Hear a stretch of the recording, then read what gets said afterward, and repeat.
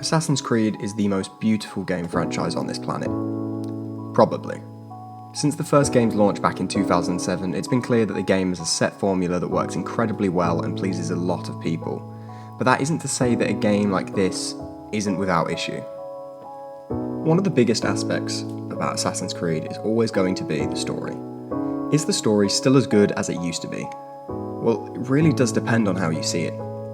Each game currently consists of two major stories: the story in the universe of the assassin, and then the modern story, the story from real life outside of the Animus.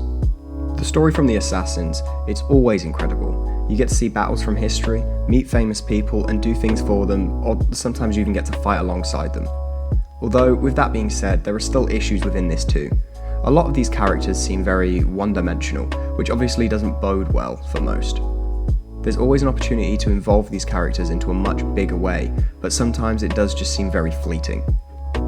You get to play as some incredible assassins. Altair and Ezio were my favourites, I will admit, and I really loved the way that the assassins would be connected in the same way. Like, Ezio spent a long time trying to find stuff that Altair had left behind after his death.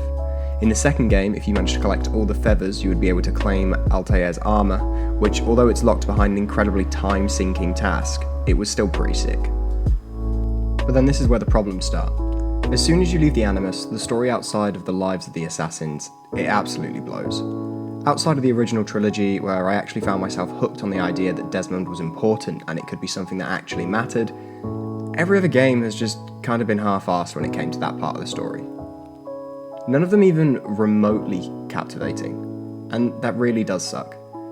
Even if we take a look at Valhalla, the game is really nice to look at and has some incredible things happening during, but the story outside of the Animus, it barely even exists. They've tried to bring it back with the whole Layla storyline, and that stems from Odyssey and Valhalla, but I'm unsure if it's going to have the ability to captivate me in the same way that the Desmond story had, but feel free to try and change my mind. The games as a whole are beautiful, incredibly so. Even the original games, for the time that they were being released, it was just great to see them looking that good.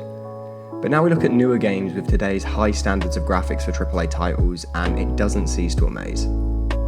Valhalla is a beautiful game. The scenery is incredible, and it's just insane that they've managed to make a game look that good. But like everything, that itself has its own issues. There's a lot of frame drop issues with the games, and there's loads of buggy moments. Now to me, this isn't really a make or break situation when it comes to games. For example, I really love Bethesda games, and they are some of the buggiest games I've ever played in my life. But for some people, it can be an issue. So when they released the Assassin's Creed 3 port on the Switch, it was incredibly bad. Like, barely playable bad, because of all the crashes and terrible graphic issues. It has now been fixed, but it just goes to show that when you're releasing a new game every year, this kind of size, it's really hard to check everything. They are doing great with the technology that they have at their disposal now though, because Valhalla looks beautiful. I'm not entirely sure if I've said that enough just yet. But then, while we're talking about Valhalla, it has a completely different problem. It's a game that, in all honesty, doesn't even deserve to be called an Assassin's Creed game. Now, I'm not saying that it's a bad game, not in the slightest. I think it's beautiful, it has some incredible plots, and the aesthetic of the game is utterly incredible. But as an Assassin's Creed game, it's terrible. In case you haven't played it, you play as this Viking called Eivor, as he travels over to New England to try and make a new home for his clan after Norway was overtaken. They've done a few things with different types of assassins before, like pirates or whatever, which I really enjoyed.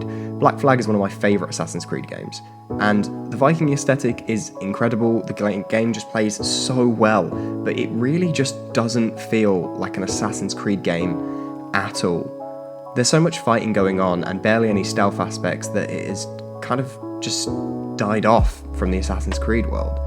At least when you're playing more of the older games, they still had that stealth element, and it was such an important part, which I feel is kind of important if you're an assassin, right? They also added the DLC, Ragnarok. Now, again, it's not a bad game to play, and the idea of it is great. I just really don't see how any of it fits in line with the Assassin's Creed games. I've recently been replaying Rogue as they released the remaster on Switch, and it's something nice to just sit and play handheld whilst I'm in bed, winding down or whatever, but it gave me a completely new perspective on just how weird Valhalla is in the grand scheme of things. There are obviously some incredible things about the games too. There's so much playtime that you can get out of a singular game, and there's just so much to do, so much to explore, that it really makes the games fun to play. And obviously, if you're like me, it does give you a big bang for your buck. But then personally, I do find all of the collectibles to be a little bit tedious. But I also understand that there is a market for that. It's worked in every Assassin's Creed game before, so I completely understand why they're keeping them in all of the games. But sometimes I will admit, I do think that they should probably dial it down a little bit.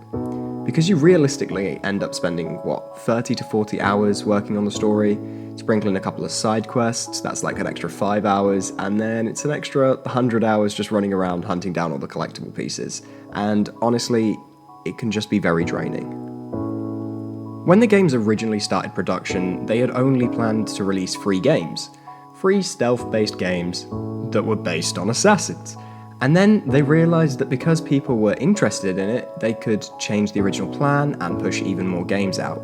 And that's what they've done. They've managed to make 12 mainline games and a further 17 spin-off games, which is ridiculous considering that this franchise only launched back in 2007.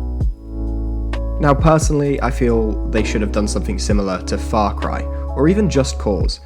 And if they didn't rush to release a game every year, they may have had slightly better games with a more solid story that has validity and actually manages to really flow between the titles. Like I said earlier, the Desmond story was absolutely incredible, and I wish they would have continued on with something similar like that, as they are doing now with the reboot from the Layla perspective. Now, as of recording this video, they're currently saying that the next Assassin's Creed game that they're going to release is going to be a live service game. This could either go really well or absolutely terribly. I'm unsure if they're going with the idea of like an MMO type style, or if it's just going to be similar to Marvel Avengers, where they just keep adding more content for free. But the likelihood is that there's going to be a season pass. Most games in 2022 seem to take this approach with having a season pass to some degree, and we can expect it to be constantly trying to take money somehow. But I'm interested to see how they're going to do it and how much value it's going to give. So just to bring it all into a close, Assassin's Creed, it isn't a bad franchise, and although there are some games that are considerably worse than the others, none are inherently all bad. There are some bad points of the franchise, and I think they still have the ability to make it better with Infinity. I hope that they can bring more life back into the main story, and maybe this time the game lets you be an assassin, not just a Viking that found a hidden blade, or at least just remove it from the Assassin's Creed line and call it something different. Adventures of the Animus would work really cool. I hope you guys have enjoyed the video. Remember to like it, hit the subscribe button if you haven't for more game related videos, and take it easy.